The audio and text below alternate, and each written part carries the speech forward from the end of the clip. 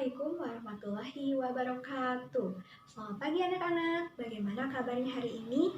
Ibu harap kalian senantiasa sehat selalu ya. Nah, kita akan belajar materi mengenai tema 8, manusia dan lingkungan, subtema 2, perubahan lingkungan.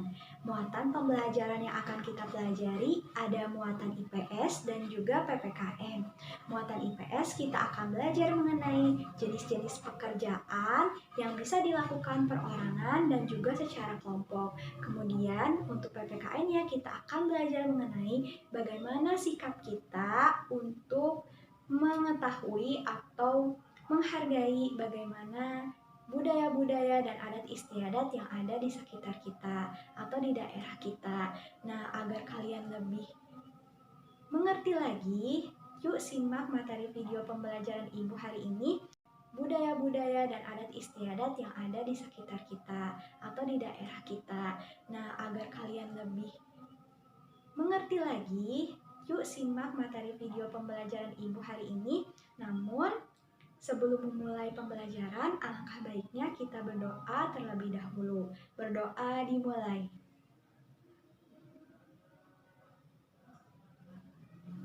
Amin ya robbal alamin. Berdoa selesai. Coba kalian simak ya materi pembelajaran. Assalamualaikum warahmatullahi wabarakatuh. Bagaimana kabarnya hari ini anak-anak? Semoga kalian semangat belajar selalu ya. Di pembelajaran kita hari ini, kita akan belajar tema 8, subtema 2, pembelajaran 3. Muatan yang akan kita pelajari ada muatan IPS dan juga PPKN. Baik, kita mulai. Apakah kalian sudah siap? Baik, kalau sudah siap, kita mulai ya pembelajaran kita hari ini. Masih ingatkah tentang berbagai kegiatan usaha yang ada di Indonesia, seperti pertanian, perkebunan, pertambangan, perindustrian, perdagangan, dan lain sebagainya. Nah, macam-macam jenis-jenis pekerjaan tersebut ternyata ada yang dilakukan secara perseorangan ataupun kelompok. Nah, anak-anak, usaha ekonomi ada yang dikelola perorangan dan kelompok. Usaha ekonomi yang dikelola perorangan biasanya memiliki modal terbatas dan dikelola secara sederhana. Akan tetapi, keuntungan yang diperoleh dapat dinikmati sendiri oleh pemilik usaha. Contoh atau beberapa usaha ekonomi perorangan diantaranya yang termasuk usaha ekonomi perorangan. Yang pertama ada usaha pertanian, kemudian usaha perdagangan, kemudian usaha jasa, kemudian industri kecil, itu bisa masuk ke ekonomi perorangan. Kemudian ada juga usaha pertanian, ekonomi perorangan.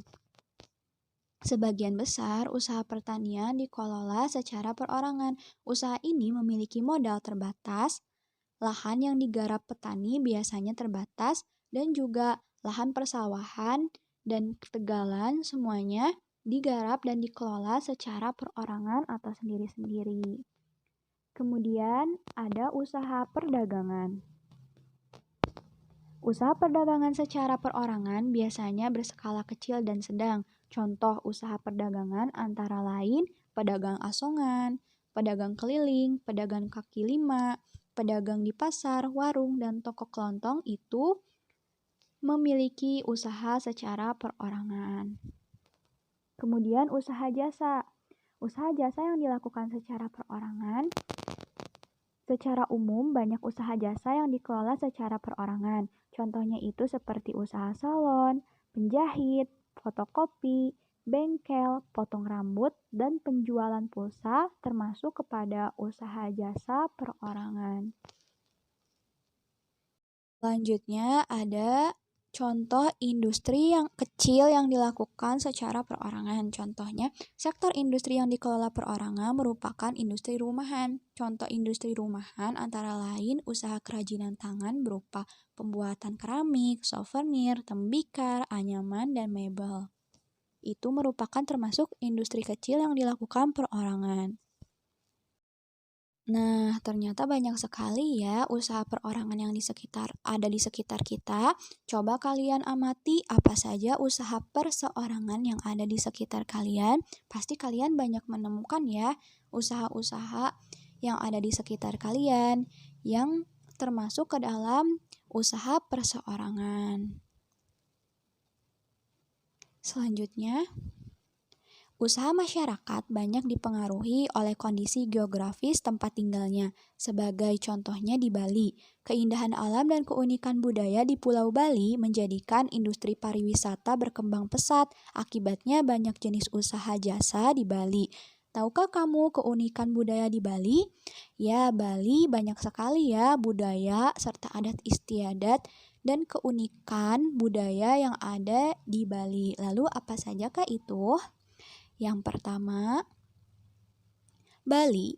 Bali merupakan tujuan wisata yang sangat terkenal, baik di dalam negeri maupun luar negeri. Salah satu daya tarik Bali adalah adanya beberapa desa yang unik. Apakah kalian tahu desa-desa apa saja yang unik yang ada di Pulau Bali? Yang pertama itu, salah satu desa yang unik yang ada di Pulau Bali, yaitu yang pertama, ada Desa Tenganan. Desa ini merupakan desa tertua di Bali. Masyarakat desa ini masih menjunjung tinggi nilai adat dan budaya yang ada di sana. Selanjutnya, ada juga Desa Trunyan. Desa Trunyan, keunikan desa ini adalah tradisi pemakamannya di Desa Trunyan. Jenazah orang yang meninggal hanya diletakkan di atas tanah di dalam gua, bahkan ada di atas pohon. Sehingga di desa ini apabila ada jenazah tidak dibakar tetapi hanya diletakkan di atas tanah di dalam gua, bahkan ada yang di atas pohon. Selanjutnya, Desa Penglipuran. Desa ini memiliki struktur bangunan yang teratur dan rapi. Masyarakat Desa Penglipuran tidak pernah melepaskan adat dan budaya yang berlaku turun-temurun. Seperti itu anak-anak.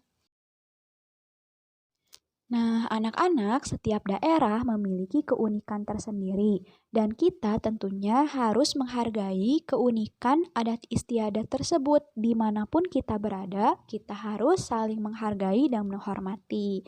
Sekian pembelajaran yang dapat Ibu sampaikan. Semoga dapat bermanfaat ya. Nah, anak-anak, itu dia tadi materi pembelajaran yang Ibu sampaikan. Semoga kalian dapat pahami ya.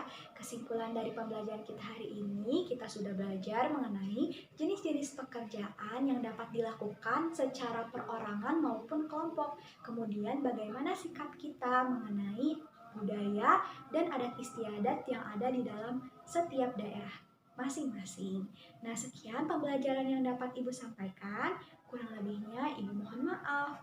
Sekarang coba kalian kerjakan tugas yang sudah Ibu berikan di lembar LKPD.